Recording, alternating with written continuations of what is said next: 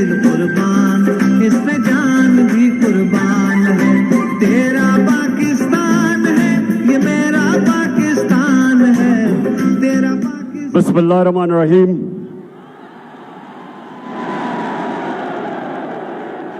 इय्याका नअबुदु व इय्याका नस्तईन।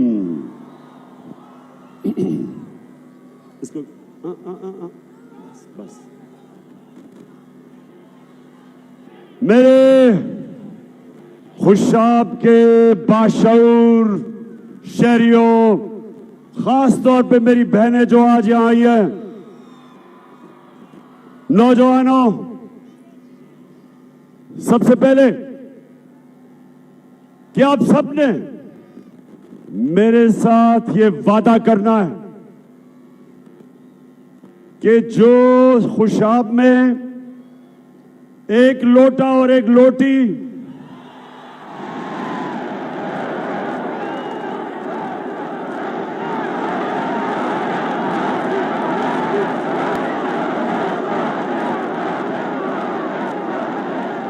आपने मेरे से ये वादा करना है कि हर एक जो भी मैं यहां देख रहा हूं, आपने सबने जिम्मेदारी लेनी है इनको शिकस्त देने की। ये लोग जो वोट आपसे लेते हैं और अपने जमीर का सौदा करते हैं, अपने जमीर को बेचते हैं, जमीर की कीमत लगाते हैं, आपसे भी गद्दारी करते हैं,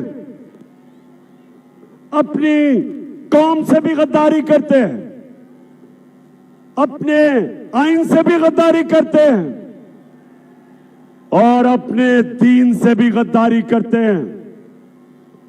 इसलिए आप सबने, जितने भी यहां नौजवान खड़े ऊपर, जो भी मेरी आवाज सुन रहे हैं,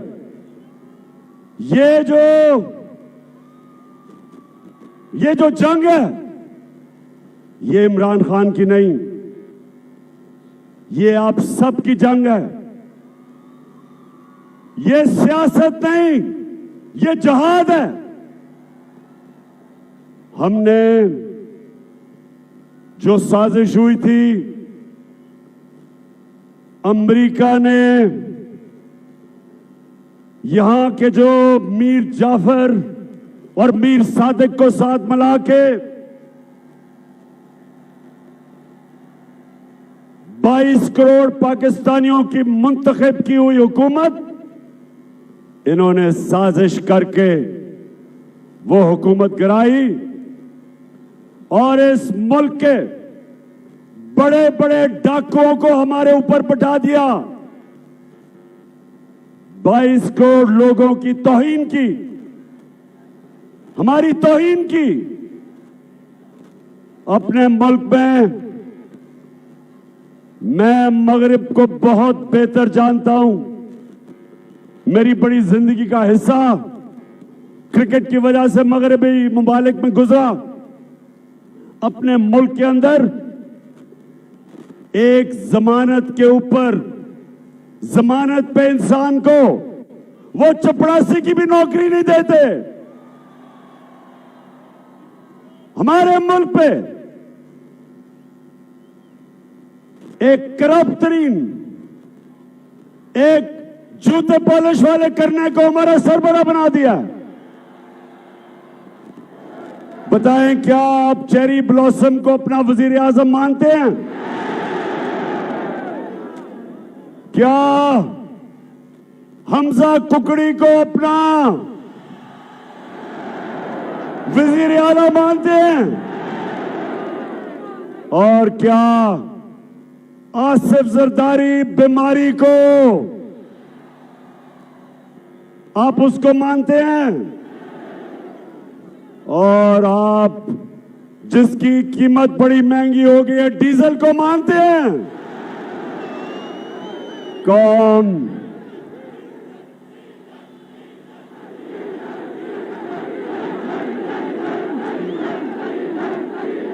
कौम कभी इनको तस्लीम नहीं करेगी। मैं आज चैलेंज करता हूं, आप जितना मर्जी एफआईआर काटे, मेरे ऊपर 15 एफआईआर काट चुके हैं, मेरी टीम के ऊपर दहशतगर्दी के केस काट चुके हैं। हमारे सहाफी एयाज अमीर जो यहीं, वो भी चकवाल डिस्ट्रिक्ट से है, एयाज अमीर को इन्होंने शर्मिंदा करवाया, उसको मारा और इमरान रियाज को पकड़ के जेल में डाल दिया।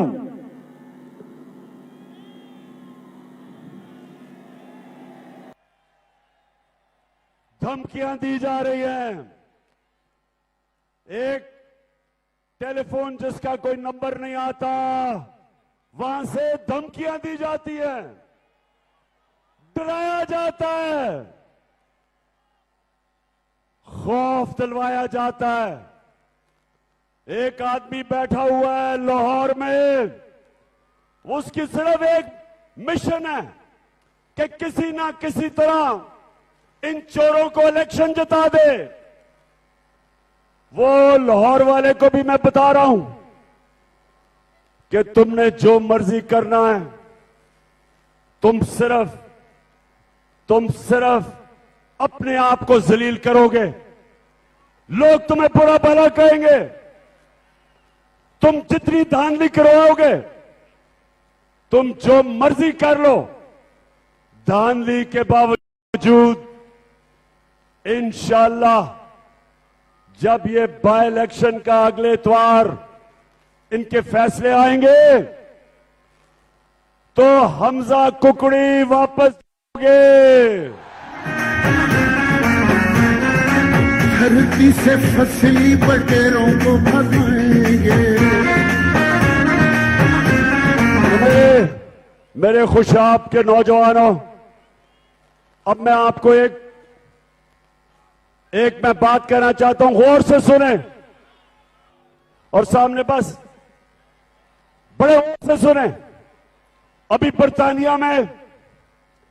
बर्तानिया के प्राइम मिनिस्टर को उसकी अपनी जमात ने उसको बरतरफ कर दिया, हटा दिया। गौर से मेरी बात सुने कि मौलाना रूमी से किसी ने एक दफा पूछा, मौलाना साहब इंसान तो मरते हैं, कौम कैसे मरती है? मौलाना रूमी ने कहा, जब वो अच्छे और बुरे की तमीज खत्म करती है, कौम मर जाती है। ये खुशाब के लोगों और नौजवानों में खास तौर पे आपके लिए कह रहा हूं, अल्लाह ने मुझे मौका दिया सारी दुनिया देखने का। मैंने दुनिया में वो मुल्क देखे वसाइल के बावजूद गरीब, गुर्बत, और मैंने वो मुल्क देखे, स्विट्जरलैंड मैंने देखा, वसाइल ना होने के बावजूद दुनिया का सबसे खुशहाल मुल्क है। फर्क क्या? फर्क वो है जो मेरे नबी मोहम्मद सल्लल्लाहु अलैहि वसल्लम ने आज से तकरीबन 1500 साल पहले कह दिया। उन्होंने दो चीजें कही। उन्होंने कहा, जो कौम ताकतवर डाकुओं को नहीं पकड़ती और छोटे चोरों को जेलों में डालती है, वो कौम तबाह हो जाती है। जो कौम छोटे चोरों को जेल में, भैंस चोर, गाड़ी चोर, मोटरसाइकिल चोर, ये तो जेल में चले जाते हैं, लेकिन जो बड़े बड़े डाकू मुल्क के अरबों रुपया चोरी करते हैं, जब वो कौम उनको एनआरओ देती है, कौम मर जाती है, तबाह हो जाती है। कुरान में वो कहता है अल्लाह कि मेरी जमीन पे निकल के देखो कितनी कौमें तबाह हुई जो मेरे हुक्म पे नहीं चली। तुम्हारे से पहले कितनी कौमें, कुरान के अंदर आप पढ़ें कितनी कौमें तबाह हुई, तारीख पढ़े। हमारे सामने कौमें टूटी, हमारा मुल्क टूटा। हमारा मुल्क का एक हिस्सा बांग्लादेश बन गया हमारी जिंदगी में, टूट गया पाकिस्तान, यूगोस्लाविया टूट गया, सोवियत यूनियन टूट गई। मुल्क अगर मुल्क कामयाब होते हैं तो उनके कई असूलों के ऊपर जो अल्लाह ने बनाए हुए असूल, सबसे बड़ा असूल इंसाफ। मदीना की रियासत मेरे प्यारे नबी सल्लल्लाहु अलैहि वसल्लम ने अदल और इंसाफ के ऊपर खड़ी की थी। अल्लाह ने हुक्म दिया था अमर बिल मारूफ, सारे इंसानों को हुक्म दिया था कि तुमने सच और हक और अच्छाई के साथ खड़ा होना है, तुमने बदी के खिलाफ जहाद करनी है, यह अल्लाह का हुक्म है। तो जब मेरे खुशाब के बाशऊर शहरियों एक माशरा बड़े बड़े डाकुओं को मुल्क के ऊपर बैठा देता है, वो अपनी तबाही के रास्ते पर निकल जाता है। जब एक मुल्क शहबाज शरीफ जैसा करप्ट आदमी, नवाज शरीफ जैसा करप्ट भगौड़ा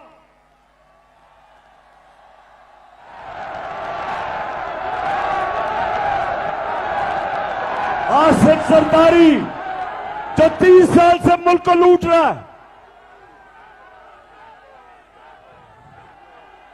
और फजलुर रहमान जो बात इस्लाम की करता है और अपना जमीर डीजल के परमिट पे बेचता है। जब ये लोग एक मुल्क के ऊपर क़यादत में आ जाते हैं तो मेरे खुशाब के लोगों, मेरे बहनों, मेरे भाइयों, मेरे बच्चों, ये याद रखें, वो मुल्क की तबाही, मुल्क की बर्बादी, वो मुल्क फनाई तबाही की तरफ जाता है। इसलिए मैं जो आपके पास यहां आया हूं, सिर्फ आपको एक चीज बताने के लिए कि ये जो इलेक्शन है, ये बाय ज़िमनी इलेक्शन नहीं है, इसमें पाकिस्तान के मुस्तकबिल का फैसला होगा कि क्या हम इन चोरों के नीचे, क्या हम इन चोरों की क़यादत, क्या ये हमारा मुस्तकबिल है, या हम एक आजाद, खुद मुख्तार, एक हकीकी आजादी की जंग लड़के हम एक वो पाकिस्तान बनाएंगे जिस पाकिस्तान का नारा था, पाकिस्तान का मतलब क्या, और मेरा तेरा रिश्ता क्या। मिलकर बोलो, हम सब वादा करते हैं, हाथ उठाकर मिलकर बोलो, हम सब वादा करते हैं, बस एक अल्लाह से। और ला इलाहा इल्लल्लाह का मतलब कि अल्लाह कोई नहीं है, खुदा तेरे सिवा किसी के सामने नहीं एक मुसलमान झुकता। और सिर्फ हम इसको शिर्क ना समझें कि मूर्तियों के सामने ना झुकना, मिट्टी के बुतों के सामने ना झुकना, सिर्फ ये शिर्क नहीं, कोई भी जो अल्लाह के रास्ते, किसी के सामने भी आप झुकेंगे। सबसे बड़ा बुत खौफ का बुत है। खौफ की वजह से, खौफ की बुत की पूजा करने की वजह से इंसान गुलाम बन जाता है। इसलिए मेरा अल्लाह कुरान में कहता है कि जो लोग ईमान ले आए मैं उनके खौफ दूर कर देता हूं। ला इलाहा इल्लल्लाह इंसान को गैरत देता है, गैरत देता है कि मैं अल्लाह किसी के सामने नहीं झुकूंगा। तो ये जो ऊपर चोर बैठ गए खौफ तारी कर रहे हैं लोगों पे, सहाफियों पे, सियासतदानों पे, दहशत फैला रहे हैं कि हम इनको कबूल कर लें। सुन लो शहबाज शरीफ चेरी ब्लॉसम, और सुन लो हमजा कुकड़ी, सुन लो जरदारी, तुम जुल्म करने वाले सिंध के लोगों के ऊपर जालिम आदमी, तुम भी कान खोल के सुन लो, और डीजल तुम भी सुन लो। हम पाकिस्तान के लोग कभी तुम्हें तस्लीम नहीं करेंगे। ना मंजूर ये इम्पोर्टेड सरकार ना मंजूर। हम वो लोग हैं, हम वो लोग हैं, हम वो लोग हैं जो नबी सल्लल्लाहु अलैहि वसल्लम के नाम पे जान देने के लिए तैयार हैं। हम वो लोग हैं जो हम किसी सूरत अमेरिका की गुलामी कर कभी भी नहीं करेंगे। हम वो लोग हैं, अगर ये ऊपर बैठे हुए पैसे के खुदा की पूजा करने वाले, पैसे की बुत की पूजा करने वाले, ये शहबाज शरीफ, नवाज शरीफ और ये आसिफ जरदारी, जिनका पैसा बाहर पड़ा है, मगरबी बैंकों में पैसा पड़ा है, ऑफशोर अकाउंट्स में पैसा पड़ा है, लंदन में बड़े बड़े मगरबी शहरों के अंदर बड़े बड़े महलात हैं इनके, ये अपने पैसे के गुलाम हैं। ये कभी इस मुल्क की मफादात के लिए नहीं खड़े होंगे। जब अमेरिका ने हमारा एक सरबराह जब अमेरिका के सामने घुटने टेक गया और अमेरिका की जंग में हमने शिरकत की, 80,000 पाकिस्तानी हमने अमेरिका की जंग में कुर्बान किए। 80,000 कितने हमारे यहां इस सारे इलाके के अंदर कितने हमारे नौजवान जो फौज में थे शहीद हुए, अपनी जानें दी उन्होंने। जंग किसी की लड़ रहे हैं, कुर्बानी पाकिस्तानी दे रहे हैं। हमारे मुल्क को जो नुकसान हुआ, कबायली इलाके के अंदर जो तबाही मची, 35 लाख लोगों ने कबायली इलाके से नकल मकानी की। इस मुल्क के ऊपर जो इंसान की तारीख में पहली दफा हुआ कि हम अमेरिका की मदद कर रहे हैं और अमेरिका हमारे ऊपर 400 ड्रोन अटैक कर रहा था जब जरदारी और नवाज शरीफ सरबराह थे। एक दफा इन्होंने मजम्मत नहीं की अमेरिकनों के सामने कि सारे इंसानी हुकूक की खिलाफ वर्जी, कि आप ही अमेरिका फैसला करना है मारना किसे है। 8,000 मील दूर से बटन दबाता है और यहां लोग मर जाते थे और कोई उनका पूछने वाला नहीं था, क्योंकि ये अमेरिकनों के गुलाम हैं।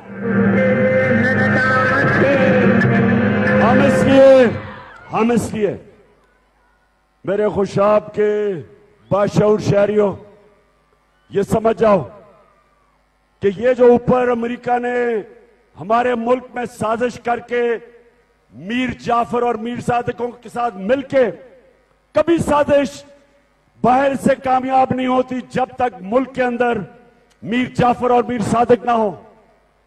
जब अंग्रेजों ने मुसलमानों को हटा के हुक्मरानी की थी हिंदुस्तान पे, उससे पहले 600 साल मुसलमान हिंदुस्तान के हुक्मरान थे।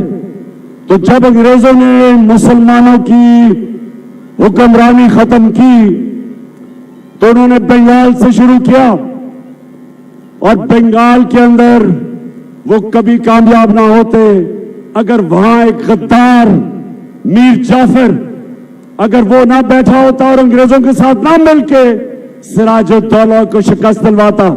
और फिर टीपू सुल्तान दलेरों की तरह, शेरों की तरह लड़ा था अपने लोगों की आजादी के लिए। और मीर गद्दार ने और मीर सादिक गद्दार ने अंग्रेजों के साथ मिलके टीपू सुल्तान को शिकस्त दिलवाई, उसकी शहादत हुई। गद्दारों ने इस मुल्क हिंदुस्तान को अंग्रेजों का गुलाम बनाया। अब ये फिर गद्दार उनके साथ मिलके ये चोरों को ऊपर लेके आए, क्योंकि ये चोर कभी भी अमेरिका के सामने अपनी कौम के मफादात के लिए कभी खड़े नहीं होंगे, ना कभी पहले खड़े हुए हैं। तो इसलिए ये जो हमारा इलेक्शन है, ये इलेक्शन नहीं है, ये पाकिस्तान की हकीकी आजादी की जद्दोजहद है, जंग है, जहाद है। और मैं आज आपके पास सिर्फ आया इसलिए हूं, आप सबको बताने के लिए कि आपने जिम्मेदारी लेनी है। एक एक नौजवान ने जिम्मेदारी लेनी है। वो जो ये जो शरीफ ब्रादरान और इनके बेटे और बच्चे, इन्होंने जिंदगी में कभी कोई चीज ईमानदारी से नहीं की। बिजनेस है तो वो करप्शन है, इलेक्शन है तो उसमें धांधली है, अदालत तो वहां झूठ बोलते हैं, सारा टब्बर झूठ बोलता है। बेटी कहती है कि मेरी लंदन तो छोड़ो, पाकिस्तान में भी कोई प्रॉपर्टी नहीं है। और जब वो ये चीज कह रही थी, उसको क्या पता था कि अल्लाह अल हक है। 2 साल के बाद वो 2014 में ये कह रही थी, 2016 के अंदर एक बैनुल अक़वामी इंकशाफ होता है जिसको कहते हैं पैनामा पेपर्स, और उसमें पता चलता है कि लंदन तो छोड़ो, पाकिस्तान में भी कोई प्रॉपर्टी नहीं।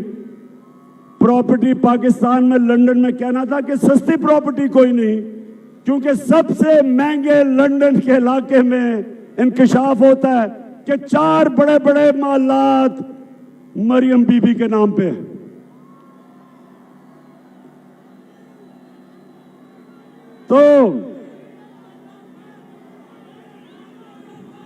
तो सुने, इन्होंने इलेक्शन में धांधली करनी है और इनके साथ वो लाहौर में मिस्टर एक्स बैठा हुआ है। अब मैं कहूंगा नहीं कि मिस्टर एक्स कौन है, आप खुद ही अंदाजा लगा लें। अब जानते हैं मिस्टर एक्स कौन है।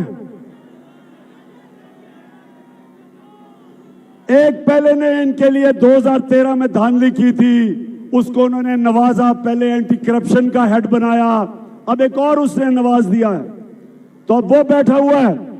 और दूसरा चीफ इलेक्शन कमीशन, ये पूरी तरह इनके साथ मिलकर तैयार है धांधली के लिए। और उसकी अभी आज ही मैंने देखा है कि उसकी बीवी को एक बहुत बड़ा ऐसा ओहदा दिया जिसमें बड़ा पैसा बन सकता है। कोई कस्टम में लगा दिया उसको, अप्रेजर, जिधर बड़ा पैसा बनता है, उसको भी रिश्वत दे दी शरीफों ने। तो इन्होंने धांधली करनी है। हमने धांधली के बावजूद ये धांधला भी कर ले, इंशाल्लाह हम शिकस्त देंगे इनको। खड़ा है अब इमरान, ठीक करेगा। अब मैं ये चाहता हूं कि आपने हर एक पोलिंग स्टेशन के ऊपर 10 नौजवान तकड़े, दलेर, खुशाब के, और मुझे पता है खुशाब के दलेर नौजवान हैं, डरने वाले नहीं है। आपने हर पोलिंग स्टेशन पे पहरा देना है। ये धांधली की कोशिश करेंगे, हम तैयार होंगे। क्यों तैयारी होगी आपकी? इंशाल्लाह तैयारी होगी। और धांधले के बावजूद इंशाल्लाह अगली इतवार को जो रिजल्ट आएगा, मुझे अभी से नजर आ रहा है कि पहले ही गैर आईनी वजीर आला है कुकड़ी, आइन के मुताबिक तो है ही नहीं। और इंशाल्लाह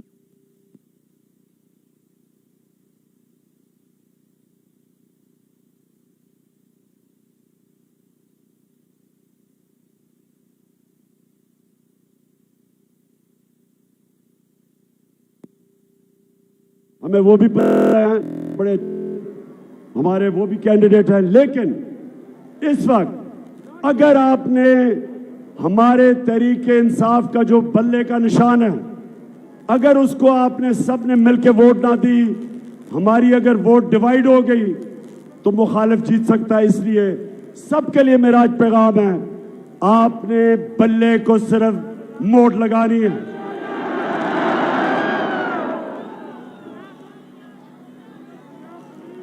अच्छा खुशाब, बस मैं आखिर में एक ही सवाल है, मेरा आखिर में एक सवाल है कि मैं जब वापस आऊंगा खुशाब, क्योंकि आपको पता है यहां जौहराबाद में बड़ा टाइम गुजारता है, माजी में गुजारा हुआ है, आपका सारा इलाका जानता हूं, साथ ही मेरा मियां वाली है। तो मैं आज आपकी जिम्मेदारी लगा के जा रहा हूं कि जब मैं इतवार के बाद वापस आऊं तो मुझे उसी तरह आप पे फख्र होना चाहिए जिस तरह मुझे मियां वाली पे फख्र होता है जब वो जीतते हैं। पाकिस्तान जिंदाबाद।